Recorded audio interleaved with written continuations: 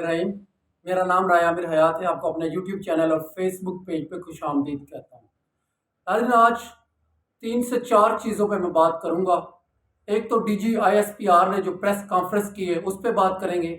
दूसरा, जो पाकिस्तान तहरीक इंसाफ की तरफ से उस पर रद्द अमल आया उस पर बात करेंगे। तीसरा, जो बात अली अमीन गंडापुर ने की है जनरल बाजवा के बारे में उस पर बात करेंगे। और चौथा, हम बात करेंगे कि इमरान खान की रिहाई के हवाले से कब तक रिहा हो सकते हैं। अच्छा जी, सबसे पहले हम आ जाते हैं DGISPR की प्रेस कॉन्फ्रेंस पर। DGISPR ने कहा कि एक मखसूस टोला यानी कि पाकिस्तान तहरीक इंसाफ जिन्होंने रियासत पर हमला किया, जिन्होंने 9 मई करवाया, ये लोग जुर्मदार हैं और इनको सजा मिलनी चाहिए।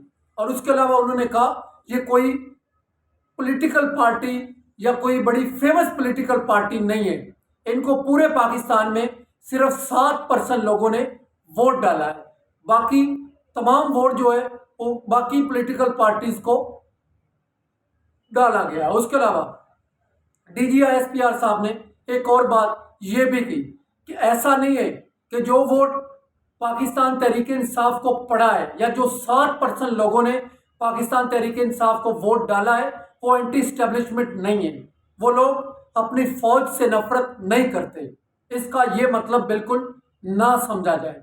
अब उसके बाद पाकिस्तान तहरीक इंसाफ की तरफ से या पाकिस्तान तहरीक इंसाफ की जो कोर कमेटी है, उमर अयूब साहब हैं, उनकी तरफ से, उनके सेक्रेटरी जनरल की तरफ से बड़ा सख्त रद्द अमल आया।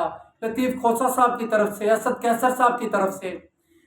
और उसके अलावा DGISPR साहब ने एक और बात भी की। उन्होंने कहा कि ये माफ़ी मांगे अपने रवैयों पर, ये माफ़ी मांगे अपने माजी पर, तो फिर ये इस मुल्क के अंदर सियासत कर सकते हैं।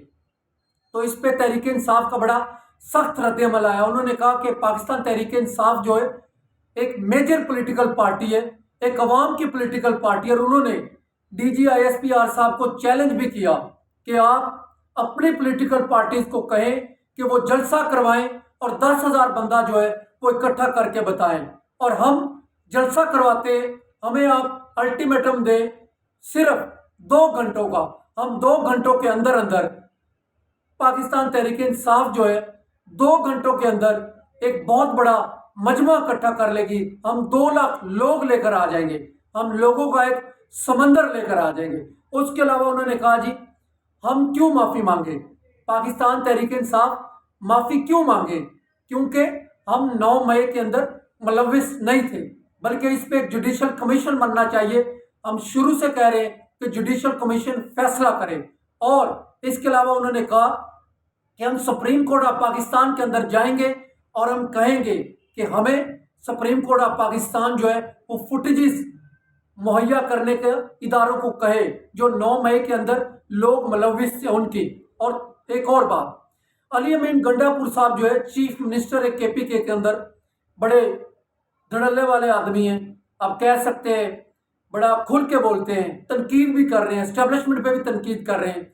उन्होंने पाकिस्तान के ex army chief general Bajwa के बारे में कहा कि जनरल बाजवा ने इमरान खान को कहा कि आप इसराइल को तस्लीम करें, नहीं तो हम आपकी हुकूमत गिरा देंगे। उन्होंने कहा जी इमरान खान ने जनरल बाजवा की बात ना मानी, उसके बाद अदम एतमाद की तहरीक लाई गई और हमारी हुकूमत को गिरा दिया गया।